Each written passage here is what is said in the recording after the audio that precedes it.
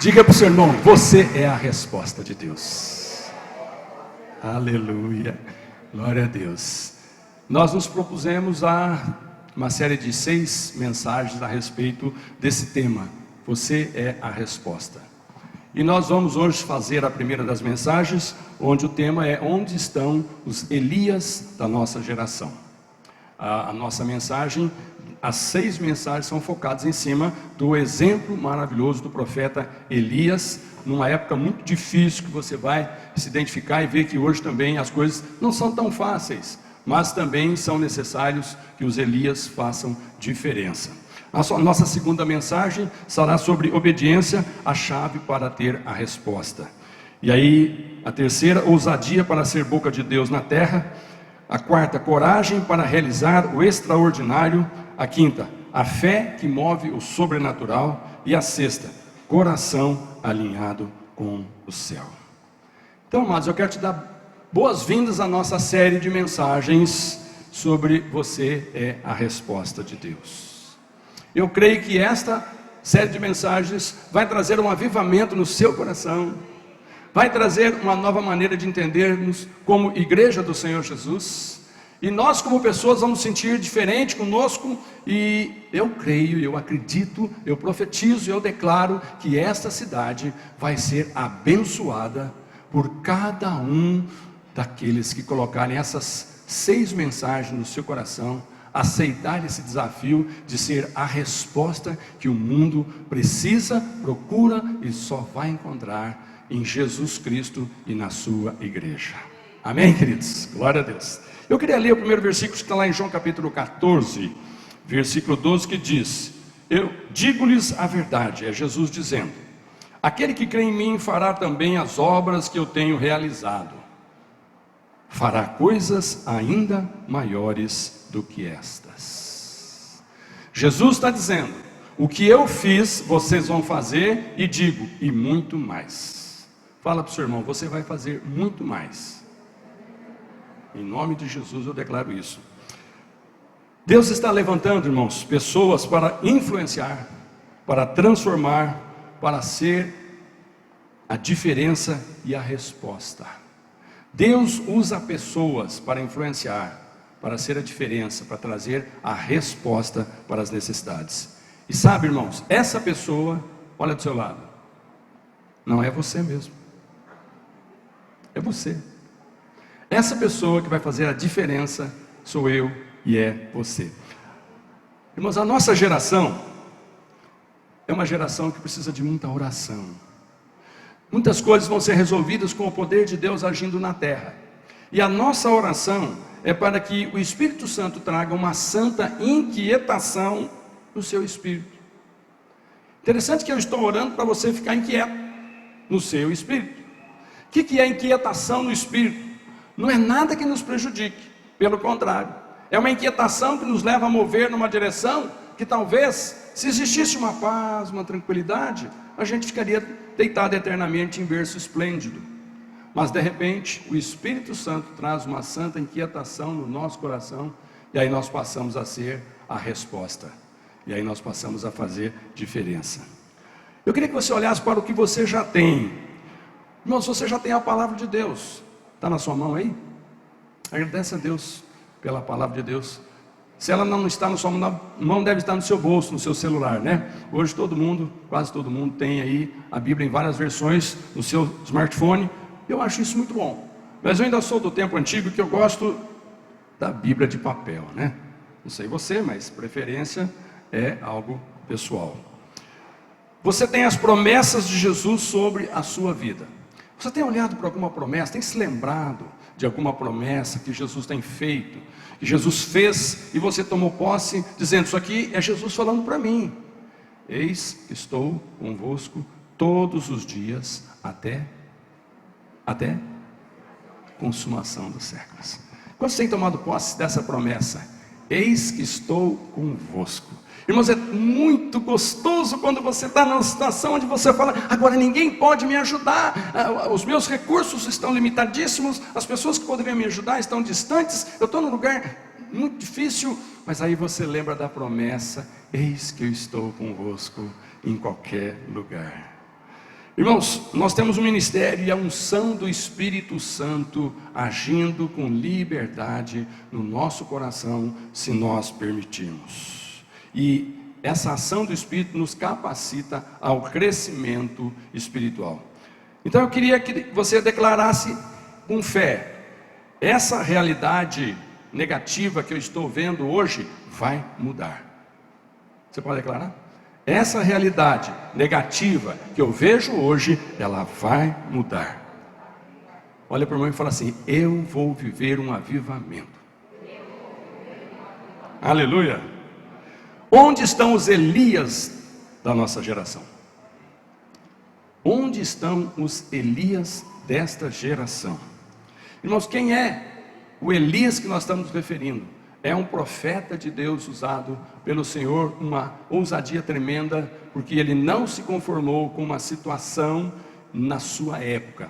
Se hoje eu e você olharmos para a situação que não nos agrada, e nós, ao invés de reclamarmos, nós falarmos: Senhor, eu não aceito que seja assim, porque a tua promessa diz que nós haveríamos de viver tempos de bênção, tempos de abundância, tempos de prosperidade, e se eu não estou vendo isso, eu declaro: eu vou passar a ver isso. Então, irmãos, o Elias da nossa história, aqui em 1 Reis capítulo 18, versículo 16 e 17, fala de um momento em que Elias, ele tem um encontro com o rei, veja bem, o rei, pensa no presidente da república, e de repente, você consegue uma audiência, e olha só como é que se dá o diálogo. Então, Obadias dirigiu-se a Acabe, e passou-lhe a informação, e Acabe foi ao encontro de Elias, e quando viu Elias, disse-lhe: é você mesmo, perturbador de Israel. Deixa eu te falar sobre os personagens. Aqui começa falando sobre Obadias. Obadias era um homem de confiança do rei Acabe. O rei Acabe, eu acho que alguns já ouviram falar nele, porque passou outro dia aí a série Jezabel, né? Então, é o marido dela, é o manipulado dela, ok? É aquele rei, né, marionete da Jezabel, ok? Então, esse rei, ele vai, de repente, ele recebe um aviso do seu homem de confiança, do seu ali, a pessoa que tem acesso a ele, falou: olha, eu encontrei com Elias, e Elias disse que quer falar com o senhor. Por que essa é uma situação inusitada? Porque a última vez que Elias se encontrou com o rei Acabe, Elias se encheu de uma santa indignação com as atitudes do rei Acabe, que disse: rei Acabe, enquanto você não mudar o seu coração, eu vou declarar uma coisa: não vai chover mais sobre a terra de Israel, até o dia em que nós nos encontrarmos de novo, e eu vou pedir a Deus, e Deus vai mandar chuva. Enquanto isso, vai haver miséria e vai haver desgraça sobre a terra. Então, irmãos, essa palavra desse homem de Deus, ela passou a ter efeito, começou a ser cumprida, e o Elias passou a ser então odiado do rei Acabe. E de repente, eles têm um encontro, que Deus deu um comando, 3 anos e meio depois, Deus deu um comando, Elias vai lá agora, chegou o tempo de falar com Acabe, e a saudação de Acabe para com Elias é esta: é você mesmo, perturbador de Israel. Você chega no presidente, e ele fala assim: ah, então é você o criador de problemas para o nosso Brasil? Irmãos, como é que você se sentiria? Meu Deus, um rei dizendo: é você o perturbador desta nação? Mas depende do foco dessa acusação. Perturbador por quê? Porque é um arruaceiro, é um trapaceiro, é um trambiqueiro, é um problemático? Ou porque é um homem de Deus que está se levantando contra uma situação que Deus não se agrada, Deus está sendo ignorado, humilhado, Deus está sendo desprezado por causa de uma atitude de um rei? E de repente então alguém se levanta com ousadia e diz: isso não pode continuar assim, porque você vai ver quem realmente é o Senhor. Então, eu queria ler um pouquinho para você, um pouquinho do contexto dessa história de Elias.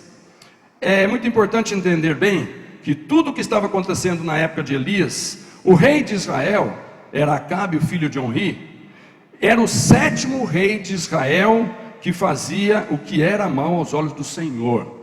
Interessante que Israel, ele surgiu de uma divisão depois que Salomão, a morte de Salomão, seus filhos dividiram o reino, e houve ali uma confusão. Esse Jeroboão, tinha um tal de Jeroboão, que era inimigo de Salomão. Ele então provoca uma divisão de Judá e Israel. E Jeroboão foi o primeiro rei. E Jeroboão fez coisas terríveis. Jeroboão levou o povo a adorar novamente a idolatria que havia sido banida de Israel. Ele trouxe novamente para dentro do território de Israel, o povo de Deus, altares a deuses que não eram de verdade. E dali para frente, os reis que o sucederam foram fazendo igual. Todos eles que entravam, saía um rei, entrava outro, eles continuavam levando o povo na idolatria. Então, esse Acabe é o sétimo deles e é um dos piores. Até então é o pior deles.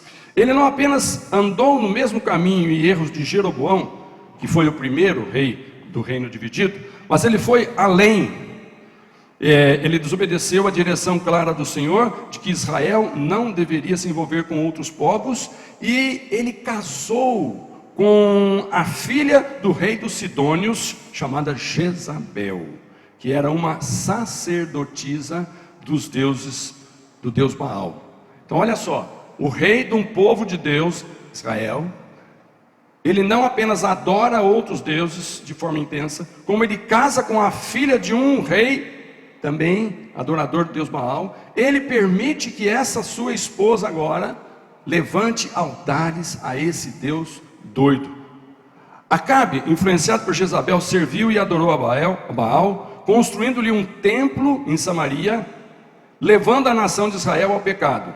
Sobre Baal, irmãos, se você pesquisar, nós temos o seguinte: a adoração a Baal era completamente imoral.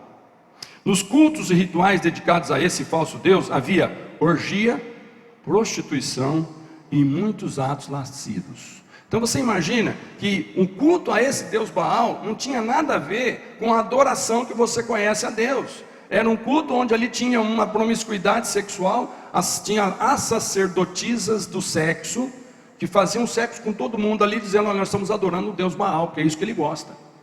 E o povo de Deus, o povo do Senhor, que tinha recebido ali as leis, as suas orientações, estava ali no meio daquilo, aceitando aquilo, convivendo com aquilo, e ninguém fazia diferença, ninguém dava uma resposta.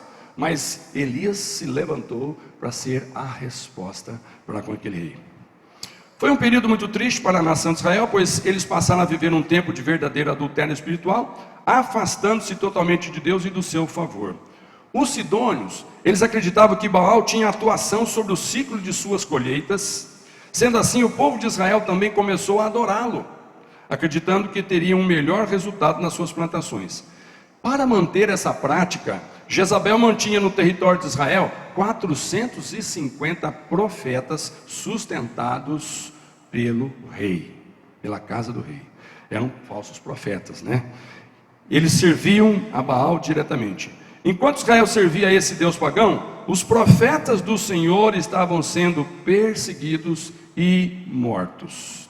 Esse Obadias, que nós começamos a ler esse versículo, que eu disse para vocês que ele era um ajudante do rei, esse homem temia a Deus. Esse homem manteve 100 profetas verdadeiros do Senhor, escondido em 2 cavernas, e ele sustentou por um bom tempo com pão e água, para que esses profetas do Senhor, que eram perseguidos pela rainha Jezabel, e se eles fossem encontrados, todos estavam sendo mortos. Então esse Obadias, escondido do rei, então ele manteve esses 100 profetas vivos dentro dessas cavernas. Então, irmãos, que tempo terrível, uma nação vivendo uma idolatria, o governador principal da nação favorecendo aquilo. A esposa do rei era a primeira dama da imoralidade, a primeira dama da coisa mais terrível que podia estar acontecendo naqueles dias para Israel, que era sustentava, mantinha profetas do Deus falso para fazer aquilo que eu já disse para você que faziam. Agora, na perspectiva de Cristo é a única resposta que nós temos. Pensa nessa perspectiva de que Cristo, você acredita que Cristo é a única resposta, irmãos, nos dias de hoje? Ou você ainda acredita em outra coisa?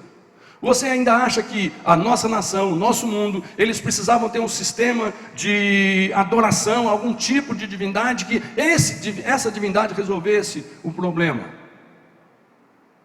Se você está aqui comigo, é porque você acredita que Cristo é a única solução que nós temos. é a única resposta para aquela pessoa que está no vício. É a única resposta para aquele casamento que está sendo destruído, ameaçado. É a única resposta para aquele pai, para aquela mãe que está desesperada, porque o seu filho está nas drogas, está nos vícios, o seu filho não te escuta mais. Então Jesus Cristo entrando na vida das pessoas é a única perspectiva positiva, a única resposta que nós temos. Então, dentro dessa perspectiva, irmãos, se Cristo é a única solução, Cristo hoje está aonde? À direita do Pai. Mas Ele disse que eu vou, mas volto. Só que enquanto eu não volto, eu envio vocês. E eu digo para vocês, vocês vão fazer o que eu fiz e até mais coisas vocês vão fazer.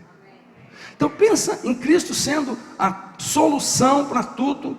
Mas hoje Ele está no céu, mas Ele diz, mas vocês me representam, e sobre vocês eu coloquei uma autoridade para fazer coisas grandiosas. Glória a Deus. Então fala para o irmão, você é a resposta para os problemas dessa geração. Agora, qual seria a sua reação se você estivesse no lugar de Elias e o rei chega e fala, é você, o perturbador de Israel? Irmãos, qual seria a nossa reação diante dessa pergunta? Pensa comigo uma coisa. Muitas vezes nós ficamos contentes quando saem estatísticas a respeito do crescimento do povo de Deus na nação. Eu não sei quantos aqui estão a par dos números, mas deixa eu dizer alguma coisa para você. Com base no censo de 2010, e agora 2020 vai sair o novo censo do IBGE, mas com base no censo de 2010, olha que números interessantes. O número de cristãos evangélicos no país cresceu 61% em 10 anos.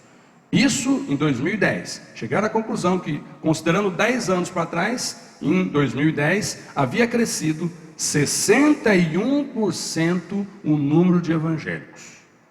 O que você acha desse número?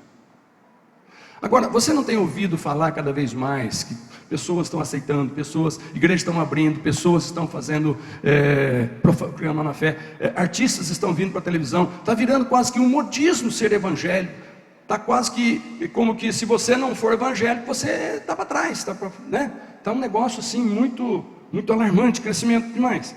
Agora, em 2010, éramos em 42.310.000 evangélicos, 2010. 22,2% da população. Em 2020, quanto vai ser? Dentro do que você tem visto que o evangelho tem crescido. Irmãos, dizem que vai ser a maioria dos brasileiros declarados no censo do IBGE evangélicos. Mas preste atenção numa coisa que eu vou dizer para você. Se nós estamos crescendo tanto assim, se nossa fé em Jesus não consiste apenas em declarar com palavras uma religião num papel do IBGE, mas sim expressar em ações uma conduta dirigida pelo Espírito Santo que habita em nós.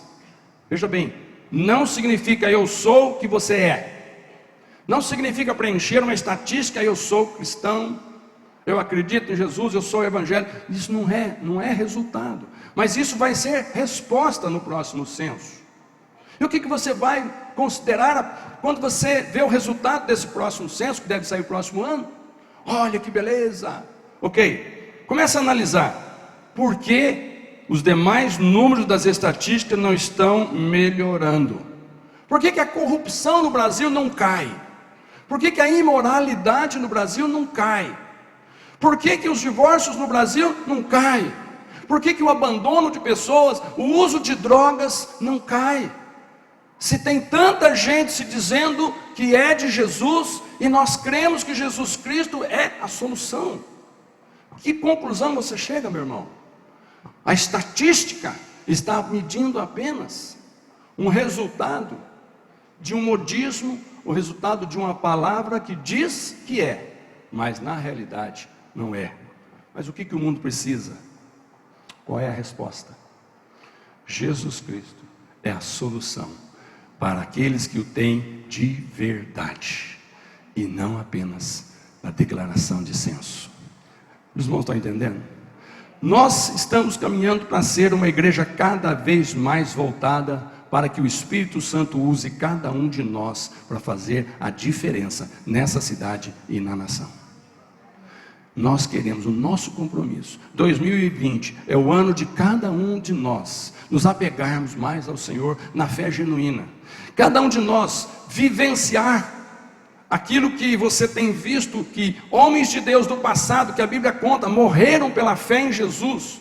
Morreram, correram risco de vida, como Elias. Ele chega diante do rei, o rei o acusa de perturbador. Por quê? Simplesmente porque ele está dizendo que aquilo que o rei fez é imoralidade, é adultério espiritual, e Deus não estava aprovando, e é por isso que não estava chovendo, é por isso que estava havendo aquela seca terrível, aquele sofrimento terrível na nação. E a solução seria arrepender. Então, quando olhamos para a vida de Elias, nós vemos alguém que não negociou os princípios de Deus, mesmo vivendo debaixo de uma ameaça. Você já pensou você ser caçado por causa da sua fé? Irmãos, tem muita gente que no trabalho, se declarar sua fé em Jesus, ele passa por bullying.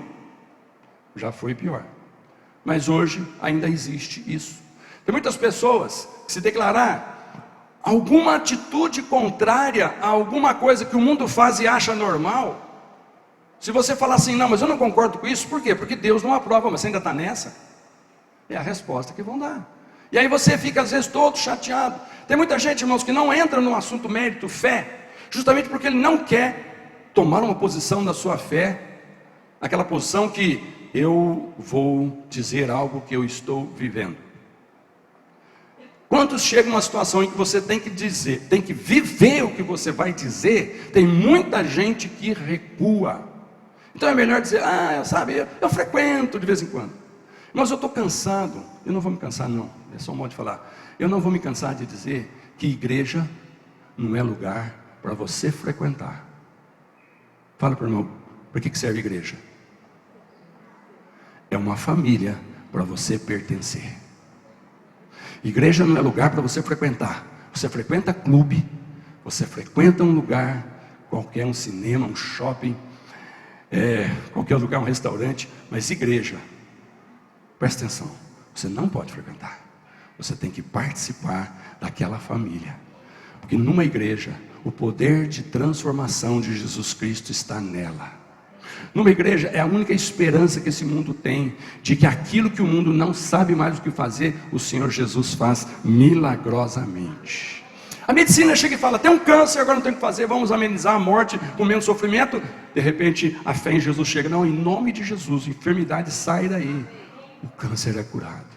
Tem um casamento que está para ser destruído, e alguém chega e fala, olha, não tem mais jeito, olha, do jeito que vai indo é melhor separar, porque senão um vai matar o outro. E aí procuram psicólogos, né? Claro, psicólogo com muita sabedoria, muita psicologia, tem que saber o que vai dizer. Mas irmão, quando eu vejo um psicólogo, uma psicóloga que tem o Senhor Jesus dentro do coração, ele sabe que a solução daquele conselho é levar essa pessoa a ter um novo nascimento com Jesus. Sabe por quê? Porque quando nasce de novo, as coisas velhas ficam para trás, eis que tudo se faz novo, há esperança de restauração para quem nasce de novo. Então, irmãos, quando nós olhamos para a vida de Elias, nós vemos alguém que não negociou os princípios de Deus, mesmo vivendo no meio de uma geração adúltera e corrompida. Agora, essa mensagem que a gente está pregando nessa série é baseada em cima de um livro de um pastor lá de Araçatuba, Marcelo Tocha. E esse homem, ele diz o seguinte, olha o que ele diz, vai projetar aí para você. Nem sempre somos chamados por Deus para um desafio quando as circunstâncias à nossa volta são ótimas. Na verdade, muitas vezes somos chamados como respostas para situações difíceis. Medita nisso.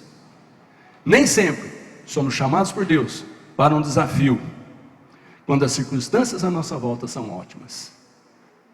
Na verdade, muitas vezes somos chamados como resposta. Fala para o irmão, você é a resposta. Está preparado para ser a resposta? Deixa eu te dizer, não precisa ficar preocupado. Ninguém se prepara sozinho. O Espírito Santo já está em você, te preparando. O que você precisa é apenas uma decisão. Eis-me aqui, envia-me, usa-me, Senhor. Deixa eu ser a resposta para a situação difícil daquele meu vizinho que briga todo dia com a mulher. Deixa eu ser a resposta para a situação daquele patrão que só explora os empregados, achando que eles são escravos. Deixa eu ser uma resposta, levar o amor de Jesus. Esse homem vai se converter, os negócios dele vão prosperar ainda mais e Deus vai ser glorificado naquela vida. Então, irmãos, muitas vezes nós só começamos a agir movido por Deus quando nós nos encontramos sem saída em outras situações. Muitas vezes é uma situação de aperto, de desespero, de sofrimento, de amargura, de doença, de quebra financeira, que nos leva a parar, a pensar, a analisar e decidir: eu vou mudar a minha vida. Se tiver tudo muito bem, não tem por que mudar. Eu creio que, exceto se tiver algum hipocondríaco aqui, você não vai no médico à toa. Vai? Você só vai no médico quando está doente. Quando não está doente, você passa longe do consultório médico. É ou não é verdade? Para que ir no médico, se eu estou bem? Chega mês de novembro, o seu médico fala assim: eu queria ter um dedinho de próstata com você. Você fala: eu não. Vá para fora, né? Cadê os homens? Amém? Já teve seu dedinho de próstata com o seu médico? Aí ele fala: não, ainda não tenho 40 anos. Mas os que têm mais já tem que ter, né? Glória a Deus. Então, irmãos, presta atenção, onde eu quero chegar. A sua vida pode estar te levando, ou já te levou, ou você já está atolado em uma situação que a única resposta é o Senhor Jesus. Se não é com você, é alguém que Deus vai te usar para abençoar, que está perto de você. Alguém que você vai ser a resposta de Deus para ajudar a vida dessa pessoa. Então, irmãos, nós estamos vivendo um tempo onde o certo é tido como errado e o errado é tido como certo. Aquilo que a Bíblia diz que Deus detesta, as pessoas estão amando. Aquilo que a Bíblia diz que não é para fazer, as pessoas querem fazer e diz que dão prazer. Então nós estamos num tempo, irmãos, que está cada vez mais complicado, né?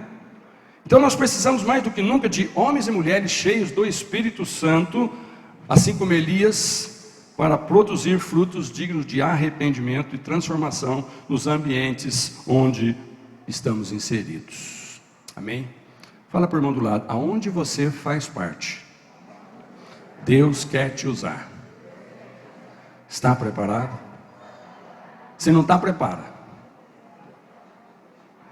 Agora, o maior milagre já aconteceu. Jesus já veio. Jesus já é realidade. Jesus já fez o que tinha que fazer. Jesus só está aguardando o momento de nos levar para tomar posse da herança. Nos tempos de Elias, ainda existia a expectativa, a esperança de um Messias que viria. Mas nós já vivemos o pós-Messias que já veio. Nós já vivemos o momento em que Jesus já é realidade. Não estamos esperando vir outro, nós estamos esperando uma outra coisa. Deus mandar do céu uma outra ajuda. Deus já mandou aquilo que havia de melhor, o seu Filho único. Você já conhece a história de Jesus nascendo, crescendo, morrendo pelos pecadores? Você já deve ter sentido, se você já recebeu Jesus como Senhor. Se não recebeu, hoje é dia de receber. Você já deve ter sentido que quando você toma uma decisão de que Jesus Cristo vai entrar na sua vida, vai mudar a sua história, você se sente diferente. Quantos aqui confirma comigo? Amém? Quando você decide entregar sua vida para Jesus, algo novo acontece dentro de você. Não tem explicação, é uma paz, e não depende porque ganhou dinheiro, não depende porque fez amizade, não depende porque mudou de emprego, não depende porque a saúde está boa, fez um check-up. Não, do nada, simplesmente vem uma alegria intensa no seu coração. E muitas vezes você está passando situações difíceis. Eu e a pastora estamos vivendo momentos que às vezes a gente abraça um ao outro e começa a chorar.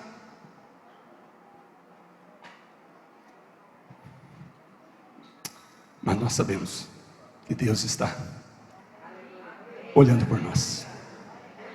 A pastora teve uma experiência hoje. Eu chego na cozinha, ela está ali chorando em prantos. Aí eu abracei, nós oramos. E depois ela me contou que ela teve uma experiência tão gostosa de se sentir abraçada por Deus. Irmãos, é isso que nós queremos, que todos aqui, em alguns momentos se sintam abraçados por Deus, cuidados por Deus, Você vai olhar de um lado, vai olhar do outro, você não vai ver solução, mas você vai olhar para cima e você vai ver Deus dizendo: eu estou aqui para te abraçar. Quantos dão glória a Deus? Então, mas essa série tem por objetivo desafiar você a ser um Elias nessa geração. Nós queremos, com essas 6 mensagens, que você saia daqui desafiado e consiga ser um Elias desta geração. Agora, um Elias dessa geração, 4 pontos bem rápido para você entender. Ele tem que viver a sua identidade de filhos. Um Elias dessa geração, ele vive sua identidade de filho, ponto 1.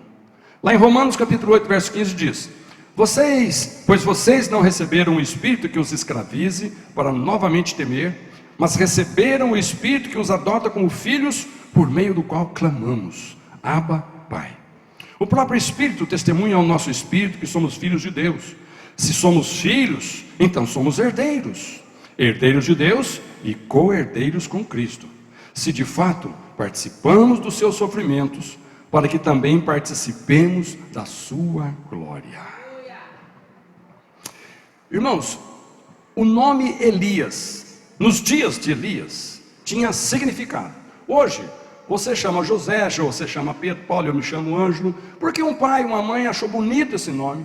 Tem muitos pais e mães que dão nomes aos filhos que marcam épocas. Por exemplo, tem época que está passando uma novela e tem ali uma porção de Gabriela, aí naquele ano nasce uma afinidade de Gabriela, né? Outro ano é outro Caio, outro ano, enfim. Dependendo do personagem que está fazendo sucesso, do cantor que está fazendo sucesso, quando nasce uma criança, os pais, em homenagem a esse fulano, botam o nome. Mas nos dias de Elias, os nomes não eram assim. Os nomes tinham significado. Você sabe qual é o significado do nome Elias? Só o Senhor é Deus. Agora pensa bem, numa época em que diziam que Baal é Deus, que o rei e a rainha patrocinavam todos os cultos, todos os profetas falsos de Baal. O rei e a rainha perseguiam o povo de Deus, os filhos de Deus. Um casal tem um filho e faz questão de colocar no seu filho: só o Senhor é Deus. Agora você imagina essa criança, chega na escola, todo mundo está dizendo o nome, e na hora que ele fala o nome dele, ele fala assim: só o Senhor é Deus. Alguém olha e fala: escuta, você está desafiando a rainha? Você está desafiando o rei? Baal que é o Deus? Não, só o Senhor é Deus, esse é o meu nome. Estou falando o meu nome. Ok, falar o nome dele glorificava a Deus. Você está entendendo? Irmãos, tem atitudes nossas, que só de você falar ou fazer, não precisa mais nada, já glorifica ao Senhor. Tem uma atitude de honestidade dos filhos de Deus, que muitas vezes devolver um troquinho, por insignificante que seja, que você chega e devolve aquele troco, alguém olha e fala assim: eu não tinha percebido. E aí você fala: mas eu percebi, e estou aqui te devolvendo, que não é meu. Alguém olha e fala assim: puxa, ainda tem gente honesta nesses dias. Você está glorificando o nome de Deus. Aí o empregado, ele está lá na fábrica trabalhando, e não tem câmera, não tem patrão vigiando, mas ele é produtivo. Ele não rouba tempo, ele não rouba outras coisas da empresa. E o patrão fala assim: mas interessante, esse cara é diferente. Só dessa atitude ele já está glorificando o nome de Deus. Elias, irmãos, era esse cara que quando ele chegava, seu nome? Só o Senhor é Deus. Quantos dão glória a Deus? Agora, primeiro de tudo, irmãos, você precisa ter certeza da sua identidade como filho de Deus. Você tem que ter certeza da sua identidade como filho de Deus. Eu não estou falando certeza de que você é um evangélico. Eu não estou falando certeza de que você é um religioso cumpridor de todos os deveres que te ensinaram desde criancinha. Não é isso. Eu estou te falando que você tem que ter certeza de que houve um dia em que você teve um encontro pessoal com o Senhor Jesus Cristo, e pela fé você declarou que Ele é Deus, e Ele seria o Senhor da sua vida, e dali para frente, aquilo que agrada a Ele você faria, aquilo que desagrada a Ele você não faria, mesmo que você ficasse descontente. Irmãos, quando você é uma nova criatura, muitas coisas você não vai fazer, e vai ficar triste, porque você não vai fazer, os outros vão fazer, você não vai ter, os outros vão ter, e você vai se sentir inferior e diminuído, e alguém até vai zombar de você, mas lá no seu interior você sabe por que não está fazendo. Eu tenho uma nova identidade, eu sou filho de Deus, e Deus não faria isso. Então, irmãos, para ser um Elias, você tem que ter a sua identidade como Elias tinha. Irmãos, para ser um nascido de novo, Jesus disse lá em João capítulo 1, versículo 12, que vai projetar: contudo, aos que o receberam, aos que creram em seu nome, deu-lhes o direito de se tornarem filhos de Deus. Olha que interessante, eu gosto de falar demais desse versículo, porque esse versículo é um divisor de águas da fé. Contudo, aos que o receberam, esses receberam o direito de ser chamado filho de Deus. Não é só os que o declaram, não, os que o receberam, os que creem nele, esses são chamados filhos de Deus. E o resto, pastor, é criatura que Deus ama, e um dia vai chegar lá junto. Um dia, com a minha oração, com a sua oração, com a minha influência, com a sua influência, alguém que está com o nosso convívio, que você ama demais, você até gostaria que ele fosse um filho de Deus, mas ele ainda não é, porque ele ainda não nasceu de novo, ele ainda não fez o que o versículo diz. Aos que o receberam, aos que creram em seu nome, esses receberam o direito de se tornarem filhos de Deus. Como filhos, irmãos, nós temos que ser semelhantes ao Pai, amém? Pensar como o Pai, falar como o Pai, agir como o Pai. Como filhos, nós somos herdeiros, temos a herança de Deus por nós e em nós. Quando as pessoas nos olham, devem ver o nosso Pai. O nosso nome deve trazer menção ao nome do nosso Pai. O nome de Elias era muito mais que um nome, já disse para você. Agora, eu não tenho dúvidas da influência que esses pais tiveram na vida de Elias. Elias se tornou um homem de Deus por influência dos seus pais. Elias, cada vez que dizia o seu nome, só o Senhor é Deus, ele pensava diferente de todos os outros que diziam Baal que é Deus. Então, eu quero dizer para você que já tem filhos, e você que está para ter filhos, Deus já te deu ou vai te dar a condição de influenciar pessoas na terra para serem tementes a Deus. Amém, igreja? Você pode pensar que uma boa escola cristã vai educar os seus filhos no caminho de Deus. Pode ser. Torço para que aconteça. Mas uma coisa eu tenho certeza: quando os pais são do Senhor, os filhos são criados no caminho do Senhor. Pode ser que a melhor escola cristã desse país não consiga colocar Jesus no coração do seu filho, mas a sua oração, o seu jejum, o seu exemplo, o seu testemunho, o seu tete a tete, o seu mano a mano, o seu dia a dia, vai fazer diferença na vida dos seus filhos. Então, irmãos, os pais de Elias tiveram grande influência na pessoa que Elias se tornou.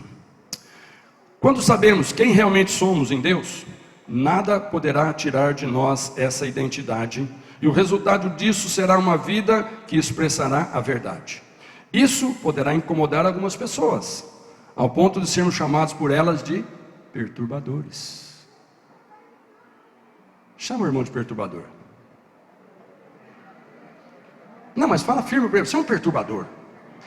Fala do jeito que acaba, falou, és tu perturbador. Irmãos, é um negócio que você fala assim, dá licença, o pastor está mandando, eu vou te falar, mas não penso isso de você, né? Mas não é uma palavra dura de ouvir? Nós estamos aqui só brincando, né? Mas, irmãos, a realidade que muda as coisas é quando alguém chega em você e fala o seguinte: sabe essa tua fé, ô crentinho, está incomodando aqui, que nessa empresa, para ter lucro, nós temos que mentir. Você não mente. Nesse negócio, para ter lucro, você tem que ser espertalhão, você é um bobo. Está entendendo? Está entendendo, irmãos? Então, irmãos, ser chamado de perturbador quando você honra ao Senhor é um elogio e não uma ofensa. Aleluia. Segunda coisa, um Elias desta geração, ele reconhece o seu chamado. Fala para o irmão, reconhece o seu chamado. Eu quero que você pense na palavra reconhecer. O que é reconhecer? Bom, conhecer e reconhecer. O que é conhecer? Eu não sabia, fiquei sabendo. Reconhecer, já te vi antes. Isso? Quantos aqui não sabe que você tem um chamado por Deus para ser testemunha nessa terra de todos os feitos que Jesus fez por você? Quantos aqui não sabiam disso? Todos sabem, ok? Todo mundo sabe que a partir do momento que você nasce de novo, Agora, sobre a sua vida existe uma santa expectativa de Deus. Existe uma ajuda do Espírito Santo que o Senhor Jesus mandou, para que cada um dos nascidos de novo não haja mais por conta própria. Você não tem mais que descobrir como fazer. O Espírito Santo chega e orienta você, dirige você. Okay? Então todo mundo sabe que a partir do momento que você nasceu de novo, você não nasceu para ficar sentadinho no banco. Você não nasceu para frequentar uma igreja. Você nasceu para pertencer a uma família de pessoas que estão vivendo a palavra. Entendeu? Então você sabe disso, mas de repente o pastor não fala, os irmãos não cobram, ninguém fala nada, ninguém vive, eu não encontro gente fazendo. Então, vamos levar na vida, deixa a vida me levar, vamos levar na vida, deixa a vida me levar. Ok? Isso pode ser bonito numa música. Mas irmãos, nós temos sim que levar em consideração, reconheça que você foi chamado para ser produtivo, para ser a resposta para as pessoas deste mundo que estão em agonia espiritual, em aflição, que estão perecendo. Amém? Glória a Deus. Romanos 8,19 diz assim: a natureza criada aguarda com grande expectativa que os filhos de Deus sejam revelados. A natureza, até a natureza, está aguardando com expectativa que os filhos de Deus se levantem. Ei, peraí, não vamos estragar a natureza não, que isso, foi Deus que fez. Não vamos poluir esse negócio aqui não, não vamos fazer queimada aqui não, o que é isso? Não vamos poluir rio aqui não, o que é isso? Entendeu? Até a natureza, os animais, irmãos, precisa criar uma sociedade protetora dos animais.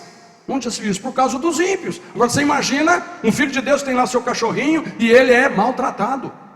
Tem lá seu gatinho e alguém tem que chamar a zoonose para falar, está maus tratos. Pô, irmão, que é isso? Então até a natureza está aguardando a transformação das pessoas em filhos de Deus, e que essa transformação comece a trazer resultados na prática.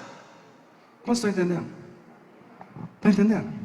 Até a natureza está esperando uma decisão de que eu e você somos a resposta para a solução desse país e desse mundo. Amém? Você tem um chamado e uma missão. Então essa palavra perturbador deveria nos trazer, irmãos, de uma certa forma, alegria. E se você não escutar ela, você precisaria ficar preocupado. Se você não está perturbando os espíritos malignos, como aconteceu no dia em que Jesus chega naquele endemoniado, e eles disseram, o que o senhor veio fazer aqui antes da hora? Não nos manda para o inferno não. Está lembrado dessa palavra, né? Então irmãos, você chega e os espíritos malignos têm que se sentir perturbado, incomodado.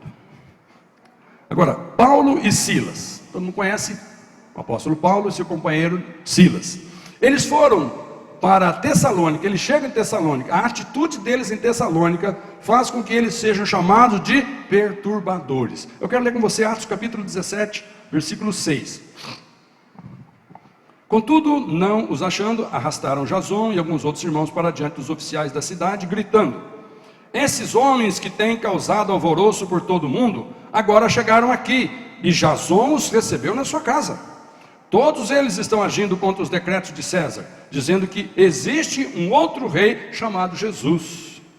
Qual foi a causa de Paulo e Silas serem chamados de perturbadores? Eles estavam dizendo que a autoridade máxima na terra não era o rei, era o Senhor Jesus, o Rei dos Reis. E por causa disso, eles foram presos, eles foram acusados, eles foram chamados de perturbadores. Eles pregavam Jesus onde chegavam, e os milagres aconteciam. Pessoas eram curadas, eram libertas e eram salvas. Isso estava perturbando o mundo. Nós, de uma certa forma, se nós começarmos a agir na prática, pensa uma coisa comigo que me vem agora à mente. Lembra que Jesus disse, eu vos dou autoridade para quê? Para quê? Primeiro expulsar demônio, e depois? Curar todo tipo de enfermidade, ok? Tá bom.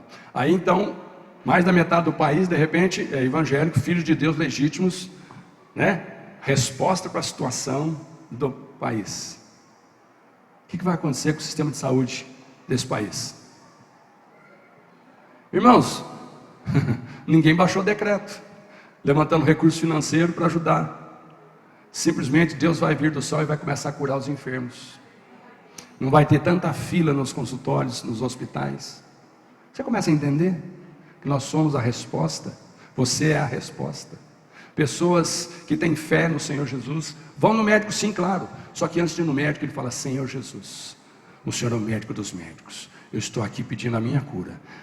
Eu só vou no médico se o Senhor tiver algum propósito, para que lá naquele médico, alguma coisa, eu seja útil para a vida dele, ou dos enfermeiros, ou de alguém que eu vou encontrar no consultório. De outra forma, eu não preciso ir. O Senhor me cura. E aí, irmão, se Deus quiser te curar, Ele vai te curar. Mas se Ele tiver um desses propósitos que eu disse, você vai no médico, você vai tomar um remédio, você vai para o hospital, você vai ser operado. Mas o Senhor é contigo. Amém? O Senhor é contigo. Eu não creio, irmãos, que é desejo do Espírito Santo que você seja chamado de perturbador, porque você é alguém detestável pela forma chata de ser um religioso. Sabe aqueles religiosos que não pode, não é de Deus, isso é... Pô, o cara é chato demais, sabe? Você não tem que ser o que fala, você tem que ser o que faz. Você não tem que ser o pegador no pé dos outros, porque eles estão fazendo algo que você sabe que é errado. Você tem que ser aquele exemplo que vai orar pelo que está errado, para que ele faça certo como você. Mas muitas vezes é mais fácil a gente falar, representar, botar uma máscara, ser um ator, ser um artista, e ficar descendo a lenha, e ficar cobrando uma religiosidade. Aí, irmãos, é um tal de não pode, não vai. Isso resolve o problema, irmão? Isso não é resposta, amém? Um pregador que viveu de 1813 a 1873, chamado David Livingstone. Ele foi um missionário e um explorador escocês que introduziu o cristianismo moderno na África, e ele abriu os olhos da Europa para o continente africano. Olha o que esse homem disse, esse David Livingstone: se uma comissão dada por um rei terreno é uma honra, como pode a comissão dada por um rei celestial ser considerada sacrifício? Irmãos, eu amei essa declaração desse homem. Um rei terreno, uma autoridade terrena, um patrão na terra, alguém bambambam, chega e fala assim: por favor, meu irmão, Daniel, você podia... Você falou, mas hoje é domingo, eu vou sair do meu descanso, eu vou ficar incomodado com isso. Aí você pensa, mas quem me pediu é o bambambam. Recebi uma ligação do Bolsonaro, você acha que eu não vou fazer? Que vá, faça o meu descanso, o meu dinheiro. Olha quem me chamou. Ok? O prefeito da cidade te liga, né? Domingo de tarde, falei, olha, eu gostaria, eu fiquei sabendo que você tem essa facilidade, eu precisava demais que você fizesse isso. Aí você fala, puxa, eu vou ter que sair da minha casa. Você não fala, excelência, desculpa, hoje é domingo, amanhã é segunda-feira, amanhã então eu vou fazer. Não, você vai na hora, porque é honra. Agora, alguém chamado pelo Rei dos Reis: Senhor, estou tão cansado hoje, domingo à tarde, eu não vou na sua casa não. Aí na segunda-feira, você liga para o patrão e fala: patrão, eu estou tão cansado, não deu para descansar ontem no domingo. Porque ontem foi um dia que eu passei na piscina, eu fui no sítio, eu fui cuidar da chácara, eu viajei, estou tão cansado, hoje eu vou descansar. Você faz isso? Se tiver juízo, não. Mas irmãos, a gente faz isso com o Senhor, não faz? Faz ou não faz? Mas fala para o irmão: você é a resposta.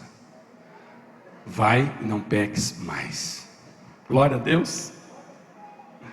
Terceira coisa, um Elias dessa geração, ele gera uma santa insatisfação com o que está errado. Romanos 12:2 diz: não se amoldem ao padrão deste mundo, mas transformem-se pela renovação da sua mente, para que sejam capazes de experimentar e comprovar a boa, agradável e perfeita vontade de Deus. Irmãos, Elias era um dos 7.000 que ainda restavam em Israel. Ele pensou que estava sozinho quando ele foi para a caverna, mas aí Deus falou: não, tem mais 7.000 que eu preservei como você. Agora, os outros todos, eles adoravam a outros deuses, mas Elias sabia a quem ele adorava. Então não podemos nos conformar com a situação, com a corrupção, com a apatia e com a influência. Nós somos influenciadores e não influenciados. Amém? Fala para o irmão: quem não influencia é influenciado. Você é a resposta para ser um influenciador de pessoas a adorarem a Deus da maneira que o agrade. Amém, queridos? Então, você é um influenciador. Então, influencia. Não seja influenciado pela mediocridade, pela religiosidade, pela apatia espiritual. Se nós não agirmos, não transformamos nada. Pessoas estão morrendo todo dia. Tem óbito ali no velório todo dia. E nós só estamos dizendo, coitado, foi mais um, foi mais um, foi mais um. Mas e daí? Foi para o céu ou foi para o inferno? Ah, só Deus sabe. Não, Deus sabe. Mas tem alguns sinais também aqui na terra que dá para a gente saber. Amém, queridos? Último ponto, eu peço que os irmãos que tocam venham para cá. Nosso quarto ponto é, um Elias dessa geração é um agente ativo na transformação do mundo. Agente ativo na transformação do mundo. O que é isso? 1 Tessalonicenses 1,8 diz assim: porque partindo de vocês, propagou-se a mensagem do Senhor na Macedônia e na Acaia. Não somente isso, mas também por toda parte tornou-se conhecida a fé que vocês têm em Deus. O resultado é que não temos necessidade de dizer mais nada sobre isso. Acabe acusou Elias de perturbador. Mas não só da sua família, porque ele estava perturbando a família do rei, que afinal de contas, o sogro dele era um sacerdote do Deus pagão. A esposa dele era sacerdotisa do Deus pagão. Então a casa dele estava sendo perturbada por Elias. Só de Elias chegar e falar assim, aqui chegou, só o Senhor é Deus, já era uma perturbação. Estava perturbando também todos os outros hebreus, porque eles deveriam entender que só o Senhor é Deus, mas eles estavam sendo coniventes e pacientes e aceitando sem fazer nada. Então, irmãos, lá em Tessalônica também, quando Paulo e Silas chegam, de repente, porque eles começam a falar que Jesus Cristo é o Senhor, eles começam a ser vistos como perturbadores. Então, queridos, nós somos filhos chamados por Deus, amém? E quando nós não transformamos, nós conformamos. Eu quero que você pense nessa frase. Você é um filho de Deus, que se você não é transformado, você se conforma. Se você não aceita ser transformador do seu ambiente, você vai ser um conformado com esse ambiente. E conformar com esse ambiente não é solução. Irmãos, a transformação que o mundo precisa, fala para o irmão, está em você. Fala para ele, a transformação que o mundo precisa está em você. Mas diga, está em mim também. O que você faz hoje deixa um legado para amanhã. Queria que você ficasse de pé.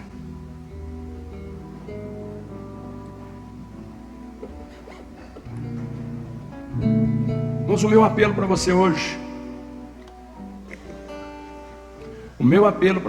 como igreja, levante-se hoje para começar a ser um influenciador ainda maior no ambiente onde você convive. Deus te pôs a morar num lugar, influencie. Deus te pôs a trabalhar no emprego, influencie. Deus te pôs a ser um empregado, seja o melhor. Deus te pôs a ser um patrão, seja o melhor. Deus te pôs a ser um chefe, um líder, seja excelente. E sabe quando tudo isso vai ser possível? Quando você estiver fazendo uso de uma ajuda que veio do céu, chamado Espírito Santo de Deus, que habita em você. Você não precisa fazer sozinho. Você não precisa fazer coach de autoajuda. Você não precisa fazer promessas de final de ano, começo de ano, que esse ano vai ser diferente, porque você vai fazer. Não, você só precisa tomar uma decisão. Eu vou ser o influenciador da minha geração. Mas para isso aceite ser um perturbador daqueles que não gostam da transformação. Irmãos, eu creio que o Espírito Santo quer levantar nesta noite muitos perturbadores no nosso tempo. Eu creio. O Espírito Santo quer levantar nessa noite muitos que a partir de hoje, ou das outras mensagens, que nós temos 5 pela frente ainda, o Espírito Santo quer que ao final dessa série de mensagens nós sejamos uma igreja transformada em perturbadores dessa cidade. Não porque nós vamos ser problema, mas nós vamos ser resposta. Fala para o irmão, você é a resposta.